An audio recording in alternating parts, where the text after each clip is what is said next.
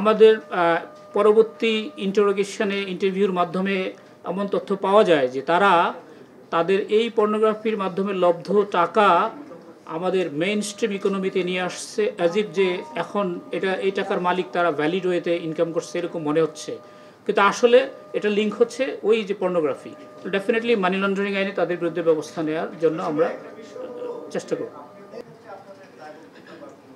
আচ্ছা, যেটা আমাদের কিছু লিমিটেশন আছে, আপনাকে প্রথমে বলেছি যে দেখেন আইনটার নাম কি, পর্নোগ্রাফি নিয়ন্ত্রণ আইন।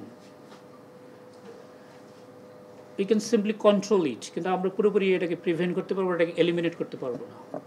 আর অনলাইন স্পেস হচ্ছে গ্লোবাল, আমরা এটা একটা পার্ট মাত্র, ঠিক আছে। সো আমরা চেষ্টা করবো আমাদের দিক থেকে আমাদের সোসাইটির যে ইনটেক্ট ভ্যালিউজ সেটাকে আপহোল্ড করার জন্য সিআইডির উপরে যে পবিত্র দায়িত্ব সেটাই আমরা পালন করার চেষ্টা করতেছি। এখন পর্যন্ত অর্থনৈতিকভাবে ওনারা কি লাভবান হওয়ার জন্য নাকি সেলিব্রিটি হওয়ার জন্য গেছে, এটা কি আপনি জিজ্ঞাসার সাথে পেয়েছেন কিনা? আর যদি অর্থনৈতিকভাবে গিয়ে থাকে তাহলে আসলে কি পরিমাণ? এইটা তাদেরকে জিজ্ঞাসাবাদ করা হচ্ছে, ভবিষ্যতে আরও এনহ্যান্সড জিজ্ঞাসাবাদের ভেতর দিয়ে বেরিয়ে আসবে। তাদেরকে নতুন ক্রিয়েটরকে মানে অ্যাড করার জন্য তারা একটা টেলিগ্রাম চ্যানেল ব্যবহার করতো, এবং সেখানে নগদ অর্থ প্রদান করা হতো, এবং নগদ অর্থ আসলে কি পরিমাণ প্রদান করতো, আমরা তাদের চ্যানেলটাতে কি পরিমাণ মেম্বার রয়েছে, আমরা ওই আইডিগুলো আইডেন্টিফাই করছি। সব মশার বিরুদ্ধে সুরক্ষা দিতে এলো বসুন্ধরা এক্সট্রিম অ্যারোসল, মশার বিরুদ্ধে এক্সট্রিম সুরক্ষা, এবং তাদের লিঙ্ক পরিষ্কারভাবে পাওয়া গেছে। এই জন্যই প্রাথমিকভাবে তাদেরকে আমরা মানে বোঝা যাচ্ছে যে তারা এই অপরাধের সাথে যুক্ত, ঠিক আছে। হ্যাঁ, হয়তো এর আগেও চেষ্টা করা হয়েছে, এভাবে সফল হতে পারে নাই, কারণ এরা হচ্ছে অপরাধ করে প্রিভেন্ট করে এবং নানাভাবে হাইড করে। হ্যাঁ, এটা হচ্ছে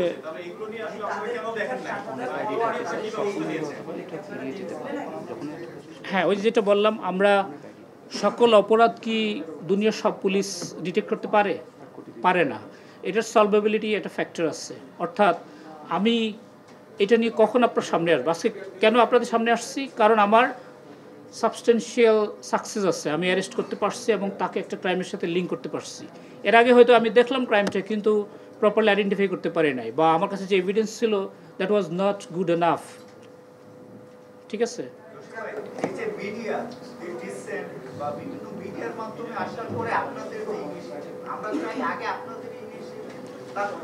ওয়েবসাইট তো সিআইডি নিজের না, ওয়েবসাইট তো আপনার ডিসেন্ট বা আদার অন্যদের, ফেসবুকের, হোয়াটসঅ্যাপের, তাদের ওয়েবসাইট তো সিআইডির একার না। হ্যাঁ, আপনারা জানেন যে রিসেন্টলি আমাদের যে সাইবার প্রিভেনশন অ্যাক্ট 2025, এই আইনের ভিতর দিয়ে আপনি যদি সাইবার স্পেস ব্যবহার করে কারো ডিফেমেশনে যান, অথবা আপনি হ্যাকিং করেন, অথবা টেরোরিজম বা অন্য যে কোনো অপরাধে ব্যবহার করেন সাইবার স্পেসকে, তাহলে ডেফিনেটলি আমরা ওই আইনের আওতায় আইনি ব্যবস্থা নিতে পারি।